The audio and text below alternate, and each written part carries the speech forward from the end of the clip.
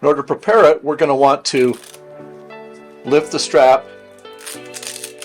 and remove this piece. We call this the Brillo. That will hold the straps together. We're then going to release, we're going to lift the dial forward to unlock it and pull the strap all the way out. You can see we've gotten some extra here. Okay, once we've got the strap out all the way, want to close the dial by pressing it in. That will lock it. And then we're going to rotate the dial to 0. So this corresponds with 0. That's pulled some slack up into the cuff, so it's easy to take off. We can then reattach here. And this is a cinch strap, so we can pull excess out like this. Very simple to pull. When we put it on the arm, we want to make sure that the gel is on the inside between the arm and the body. And the dial faces forward like this. So we're going to put it around the arm, and we want that as high up in the armpit as we can go. Data shows it should be proximal to the humerus. Okay, so the bone, the head of the humerus. So we're going to then tighten it, and all we do to tighten it is cinch it. Is we cinch it by pulling the excess strap up like this. Okay. Before we tighten it, we want to make sure that it's snug all the way around the arm. Okay, so it comes in contact with the skin all the way around the arm. We're then going to take the Brillo we showed you earlier.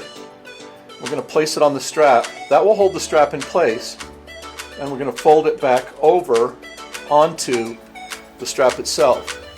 Now, if this were for multiple uses, we could take the second piece of Brillo, place it on the strap on the outside here, and then hold it down here, and it will hold itself.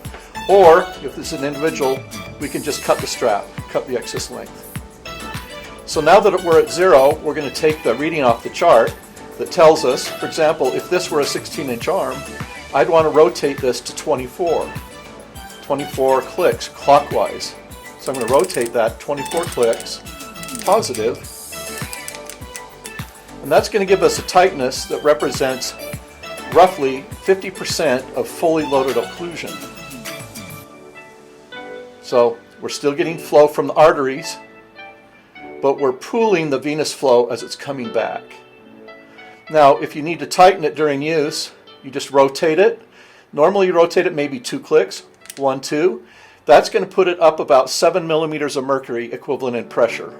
If we need to loosen it, we lift the dial, we let it derotate holding it, and then press it back in place. You can then tighten it back to a click so it's less than it was before. In order to remove the cuff, we lift the dial, we let it derotate, and then we pull the strap from behind. Notice how it's derotating. We can then take the strap all the way off the arm. Okay. Or we can just remove the strap this way. Now it's ready to go. Now if this were the same person the next day, you know where the setting is, what you're going to do. All you have to do for the next user, or for the same person, let that out, pull it all the way around. It's all the way out now. We can place it on the person. We know, because the length hasn't changed, that when we rotate this to 0, it's going to be snug around the entire arm. If we then want to set it, we can set it to 24, and it's going to be the exact same pressure as it was the prior day or the prior use, because the length of the wire in here did not change. Again, we want to loosen. We're going to let this derotate.